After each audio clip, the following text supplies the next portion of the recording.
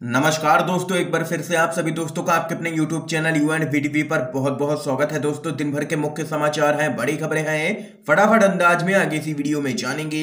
ये वो खबरें हैं जो गोदी मीडिया आप तक नहीं पहुंचाता है। तो वहीं दोस्तों, खबरों की तरफ चलने से पहले आप लोगों से एक छोटा सा निवेदन है कि अगर आप लोग भी यूपी के आगामी विधानसभा चुनाव में सत्ता परिवर्तन की लहर को देखते हैं और बीजेपी की करारी हार होते हुए देखते हैं तो अभी इस वीडियो को लाइक कीजिएगा, चैनल को फ्री में सब्सक्राइब करके बेल के आइकन को जरूर दबाइएगा दोस्तों, और कमेंट बॉक्स में कमेंट कीजिएगा जय हिंद जय भारत। दरअसल दोस्तों, पहली बड़ी अपडेट आप लोगों को बताते चलें। अमित शाह ने कहा सीएए पर पीछे हटने का सवाल ही नहीं है।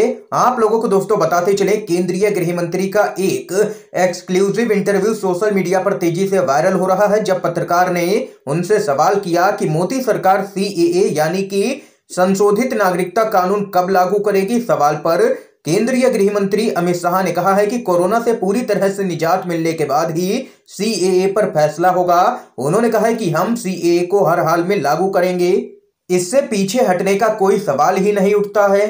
ये यहां पर सीएए पर बयान सामने निकल के आया है अमित शाह की तरफ से। एक और अपडेट आप लोगों को बताते चलें, यूपी विधानसभा चुनाव में बीजेपी हार रही है, अब उनकी हाथ पांव मारने की आखिरी कोशिश चल रही है। संजय राउत का बड़ा बयान। यूपी में विधानसभा चुनाव के लिए जमकर के प्रचार किया जा रहा है। बीते दिन कड़ी सुरक्षा के बीच पंजाब की सभी 117 विधानसभा सीटों पर वोटिंग करवाई गई और वहीं यूपी में तीसरे चरण के चुनाव के लिए 16 जिलों की 59 सीटों पर वोटिंग हुई है। इस बीच अखिलेश यादव से लेकर के समाजवादी पार्टी के कई नेता काफी जोश में नजर आ रहे हैं और उनका कहना है कि तीसरे चरण तक समाजवादी पार्टी ने 150 सीटें पार कर ली हैं।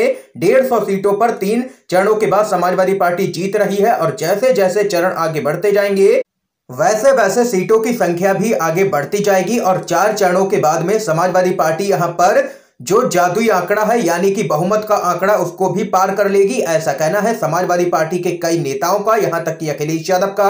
और वहीं इस बीच संजय राउत का कहना है कि यूपी में अखिलेश यादव की लहर नहीं बल्कि आंधी चल रही है और यूपी में बीजेपी हार रही है, अब उनकी हाथ पांव मारने की आखिरी कोशिश चल रही है, लोगों को मूर्ख बना रहे हैं भाजपाई। ये यहां पर कहना है संजय राउत का। इसके साथ ही अगली अपडेट आप लोगों को बताते चलें, बिना कांग्रेस के राजनीतिक फ्रंट नहीं हो सकता है, केसीआर में नेतृत्व करने की क्षमता है। संजय राउत का बड़ा बयान। तेलंगाना के मुख्यमंत्री केसीआर के साथ हाल ही में महाराष्ट्र के मुख्यमंत्री उद्धव ठाकरे और एनसीपी के मुखिया शरद पवार ने मुलाकात की थी। इसके बाद माना जा रहा था कि भाजपा के खिलाफ एक नए महागठबंधन की नींव रखी जा रही है, लेकिन कांग्रेस इस पूरी पिक्चर से नदारद नजर आ रही थी। लेकिन इन सब के बीच में शिवसेना के वरिष्ठ नेता संजय राउत ने साफ कहा है कि बिना कांग्रेस के किसी भी तरह के राजनीतिक फ्रंट की बात नहीं हो रही है। उन्होंने आगे कहा है कि जब ममता बनर्जी ने राजनीतिक फ्रंट का सुझाव दिया था तो शिवसेना पहली पार्टी थी जिसने कांग्रेस को साथ लेने की बात कही थी। बिना कांग्रेस के साथ के यहां पर केंद्र से मोदी सरकार को सत्ता से नहीं हटाया जा सकता है। ये दो टूक कहना है संजय राउत का।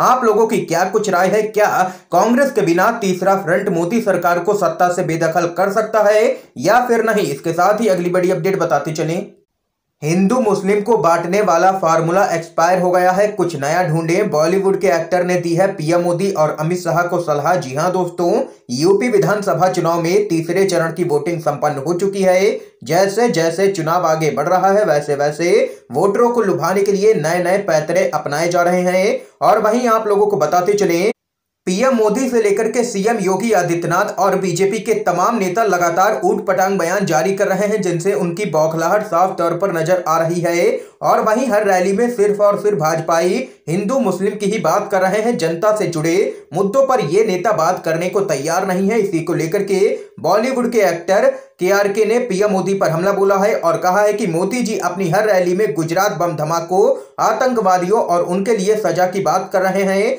मुझे यकीन है लोग इस तरह के बयानों से तंग आ रहे हैं। जनता विकास, रोजगार, शिक्षा के बारे में सुनना चाहती है जबकि राजनेता इस बारे में बात करने में दिलचस्पी नहीं ले रहे हैं। इस तरह के बयानों की वजह से लोगों की दिलचस्पी खत्म हो गई है और वे मतदान के लिए बूथों पर नहीं जा रहे हैं।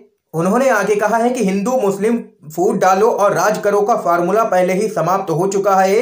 अमित शाह और मोदी जी को समझना चाहिए कि हर फार्मूले की एक एक्सपायरी डेट होती है और लोगों के बीच में भाजपा को लेकर के काफी गुस्सा है और इस चुनाव में बीजेपी की विदाई तय है। ये यहां पर कहना है केआरके का। इसके साथ ही अगली अपडेट बताते चलें, गुजरात भाजपा के विवादित ट्वीट को ट्विटर ने किया है डिलीट। आप लोगों को बताते चले, अहमदाबाद ब्लास्ट में कोर्ट के फैसले के बाद गुजरात भारतीय जनता पार्टी के ट्विटर हैंडल से एक ट्वीट किया गया था। इस ट्वीट को लेकर के काफी विवाद खड़ा हो गया, जिसके बाद ट्विटर ने इसको हटा दिया है। विवाद के बाद ट्विटर ने गुजरात भाजपा के ट्विटर हैंडल से इस ट्वीट को ट्विटर से डिलीट कर दिया है और इसकी वजह नियमों का खुला उल्लंघन बताया है। दरअसल दोस्तों, गुजरात भाजपा ने जो ट्वीट शेयर किया था वह एक कार्टून था जिसमें लोगों को जालीदार टोपी पहने हुए दिखाया गया था। इसके साथ ही जब इसको लेकर के विरोध हुआ तो ट्विटर ने बीजेपी के ट्वीट को डिलीट कर दिया। ये यहां पर झटका दिया है ट्विटर ने भाजपा को। इसके साथ ही एक और अपडेट बताते चलें, ये हाल है देश के गृह मंत्री का। अमित शाह की फिसली है जुबान तो सोशल मीडिया पर किए गए हैं जबरदस्त तरीके से ट्रोल। जी हां दोस्तों, आप लोगों को बताते चलें, सोशल मीडिया पर अमित शाह के भाषण का एक वीडियो तेजी से वायरल हो चुका है, वह भी यूपी चुनाव के बीच में, जिसमें अमित शाह कह रहे हैं कि मैं युवाओं को बताना चाहता हूं कि हाँ, भारतीय जनता पार्टी की सरकार बना दो, इसके बाद जो भी 12वीं पास करके इंटर में एडमिशन लेगा उसे बीजेपी सरकार लैपटॉप और स्मार्टफोन देगी। आपने ध्यान से सुना कि क्या कहा है अमित शाह ने, 12वीं पास करके इंटर में एडमिशन लेगा उसे बीजेपी सरकार लैपटॉप देगी। अमित शाह के इस बयान पर सोशल मीडिया पर लोग अपनी प्रतिक्रियाएं दे रहे हैं और ट्रोल कर रहे हैं। अमित शाह को एक यूजर ने लिखा है कि 12वीं पास करके इंटर में एडमिशन सिर्फ योगी जी की सरकार में ही हो सकता है। और वहीं एक अन्य यूजर ने लिखा है कि मुझे तो गृह मंत्री जी के इस भाषण में लगता है कि इन्होंने 12वीं पास करने के बाद फिर से इंटर किया होगा। वाह रे, मेरे देश के गृह मंत्री जी, केवल सत्ता की खातिर कुछ भी बोल जाओ, कम से कम पद की गरिमा तो रखो।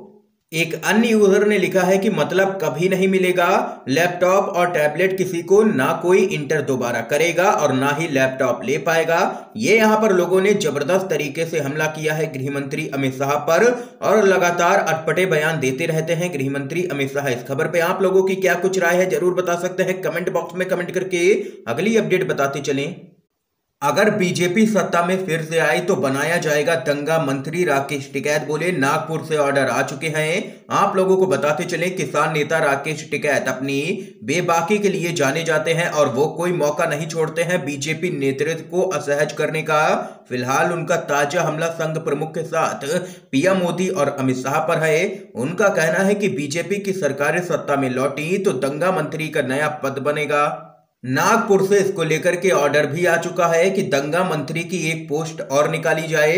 टिकैत ने आगे कहा है कि वो मंत्री गृह मंत्री के नीचे तीसरी पोजीशन पर अपना काम करेगा। ये यहां पर जबरदस्त हमला राकेश टिकैत ने बोला है आरएसएस और बीजेपी पर। एक और बड़ी खबर आप लोगों को दोस्तों बताते चलें, साइकिल का अपमान पूरे देश का अपमान है। पीएम नरेंद्र मोदी के साइकिल पर बम वाले बयान पर अखिलेश यादव का पलटवार। अखिलेश यादव ने ट्वीट कर कहा है कि साइकिल आम जनों का विमान है और ग्रामीण भारत का अभिमान है।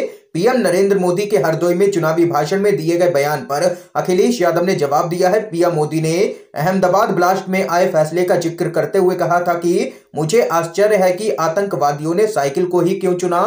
और अब इसी पूरे मामले को लेकर के अखिलेश यादव ने ट्वीट के जरिए पीएम मोदी को करारा जवाब दिया है और कहा है कि खेत और किसान को जोड़ करके उसकी समृद्धि की नींव रखती है हमारी साइकिल, सामाजिक बंधनों को तोड़ बिटिया को स्कूल छोड़ती है हमारी साइकिल, महंगाई का उस पर असर नहीं, वो सरपट दौड़ती है हमारी साइकिल। साइकिल आम जनों का विमान है, ग्रामीण भारत का अभिमान है, साइकिल का अपमान पूरे देश का अपमान है। ये यहाँ पर जबरदस्त हमला बोला है अखिलेश यादव ने पीएम मोदी के बयान पर। इस समय की दोस्तों आज की सभी बड़ी खबरें थी, मुख्य समाचार थे जो हमने आप लोगों तक पहुंचाए हैं यूएनवीडीवी के माध्यम से।